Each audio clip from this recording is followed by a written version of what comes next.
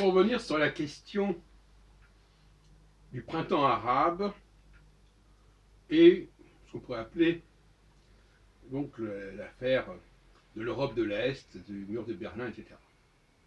Au regard de l'astrologie albronienne. Alors, vous savez,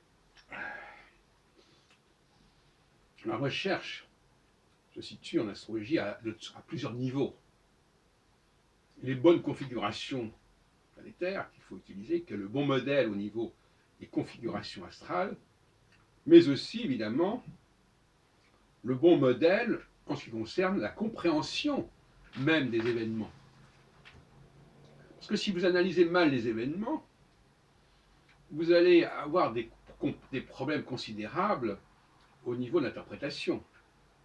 Et vous risquez de faire fausse route. Et c'est pour cela qu'un bon astrologue doit avoir une bonne connaissance de la société, de la sociologie, de l'histoire, mais ne pas hésiter éventuellement à participer à la recherche dans ce domaine, en dehors de l'astrologie elle-même. La réflexion sur les schémas politiques fait partie intégrante de la recherche astrologique. Ce qui veut dire qu'on est déjà dans la pluridisciplinarité. Alors, un événement peut être interprété avec différentes grilles, contradictoires. Prenons le cas du printemps arabe. Comment le définir, le printemps arabe? D'après quelle grille de lecture? De servir après approcher la question. Alors, je ne vous cache pas que j'ai étudié ce phénomène sous plusieurs angles. Mais ce qui est intéressant aussi, c'est d'avoir une approche comparative. C'est-à-dire de comparer ce qui s'est passé en 2010-2011 avec ce qui s'est passé en 1989 et suivante. Alors, on peut toujours s'amuser à dire « Ah, mais c'est pas pareil ». Mais à force de dire que c'est pas pareil, on compare rien avec rien. Ce qui n'est pas forcément une solution. Donc, c'est parce que vous aurez travaillé sur vos concepts, sur votre modèle, et que vous l'aurez affiné, vous allez appréhender ces questions-là. Et ça n'est pas en vous colletant avec des événements sans avoir amélioré vos grilles de lecture. Autrement dit, il faut d'abord faire avancer, faire progresser les grilles de lecture, et à ce moment-là, on s'aperçoit que la réalité qui se présente à nous devient plus facile à comprendre et à décrire. Bon. On pourrait continuer comme cela indéfiniment.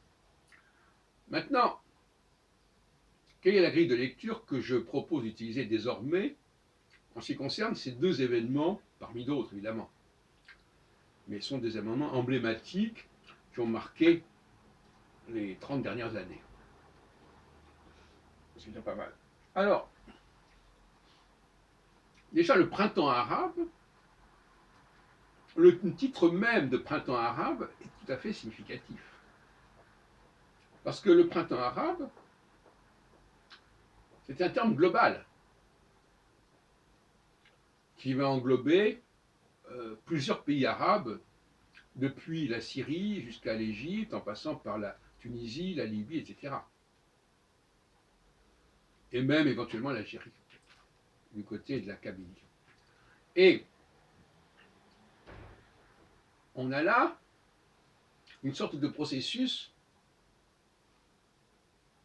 qui dépasse la question des États spécifiques. Donc on est une sorte de fédération de facto, tout comme l'Union européenne est une fédération. Et pour 1989, on sait très bien que le phénomène s'est étendu. Et donc là aussi, il y a une sorte de fédération, si on peut dire, de tous les pays de l'Europe centrale ou orientale, etc. Depuis la Pologne jusqu'à la Roumanie, en passant par les pays baltes, l'Ukraine, etc., etc. Donc on a des blocs qui se constituent. Dans le cas du printemps arabe, c'est remarquable, parce qu'effectivement, il y avait une sorte de balkanisation du monde arabe. C'est-à-dire, chaque pays ayant ses propres frontières et vivant de manière étanche et autonome par rapport aux autres pays. Et avec le printemps arabe, tout cela est remis en question. D'où l'expression printemps arabe. C'est-à-dire que c'est une espèce de phénomène collectif, comme quelque part, cela a été le cas pour le dégel de l'Europe de l'Est, qui, au lieu d'être simplement un satellite de l'Empire soviétique, a pris conscience de sa propre spécificité. Malgré les différences de langue, malgré les différences historiques, tout comme le printemps arabe a englobé aussi bien des pays du Maghreb, en Asie, en Afrique, que des pays du croissant fertile, enfin, etc. Donc, nous avons maintenant la question, c'est que ce qui marque ces deux périodes, c'est Saturne.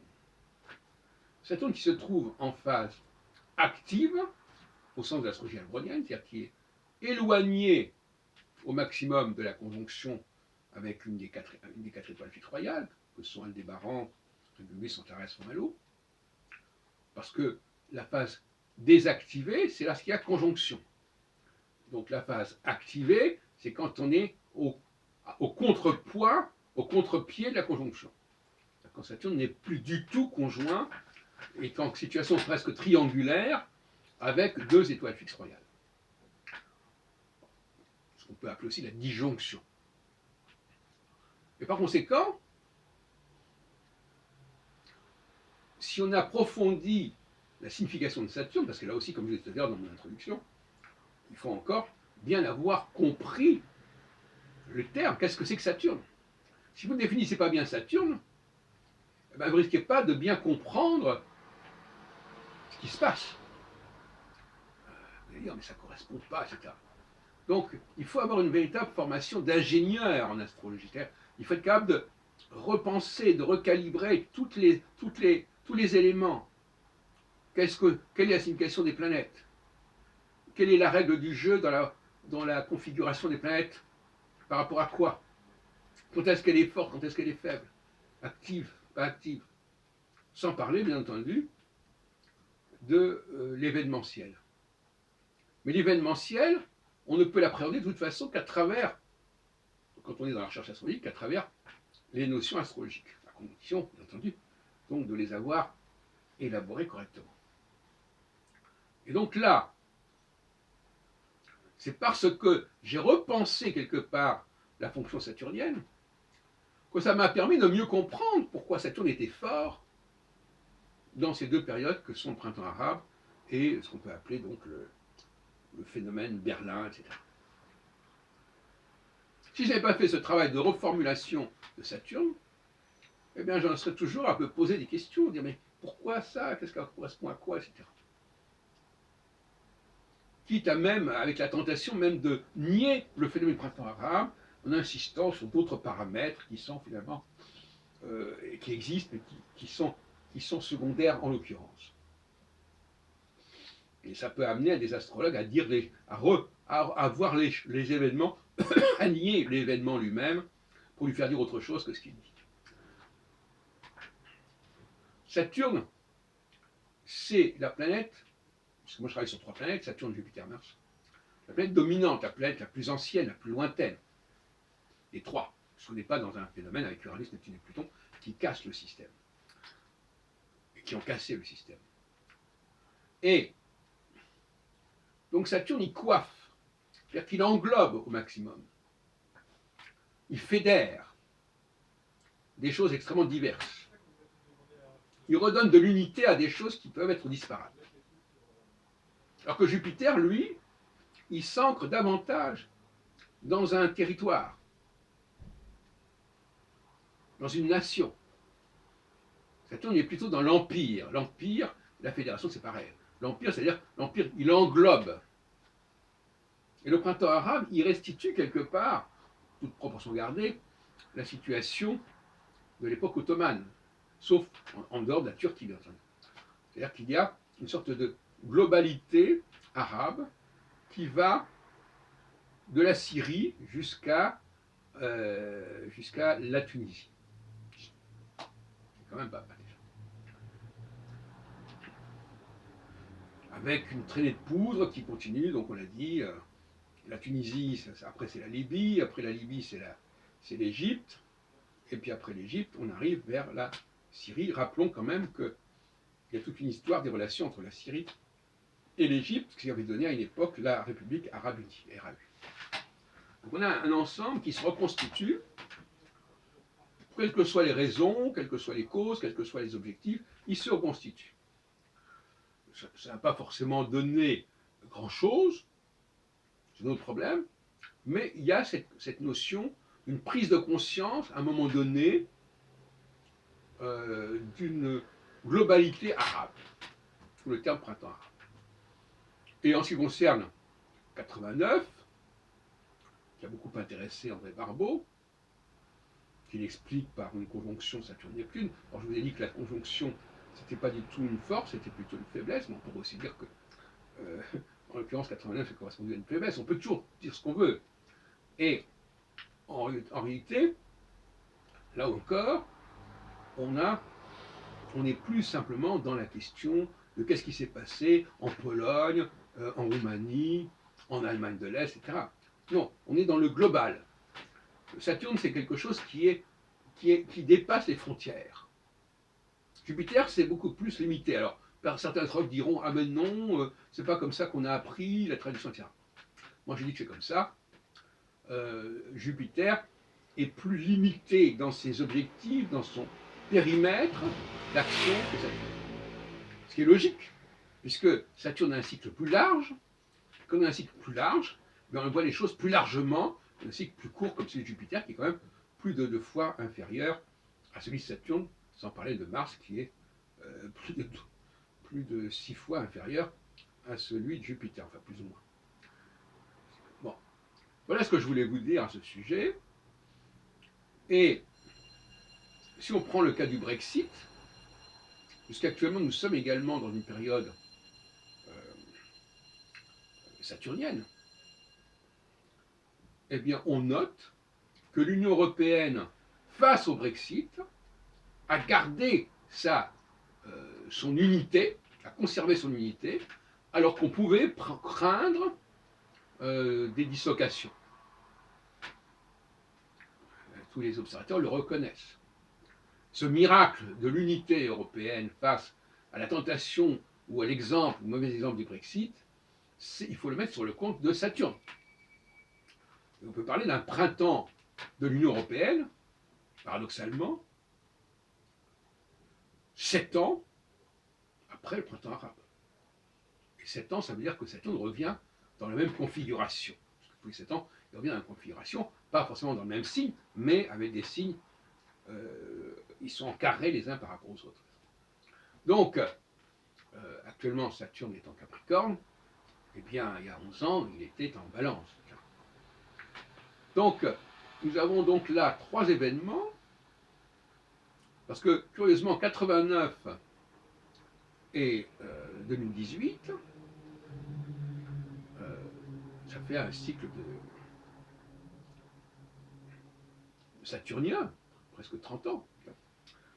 Eh bien, dans les deux cas, on a une unité quelque part de l'Europe de l'Est en 89 et une unité de l'Europe de l'Ouest en 2018-2019, puisque cette unité, elle est déjà confirmée déjà tout au long de l'année 2018, alors que le Brexit était enclenché.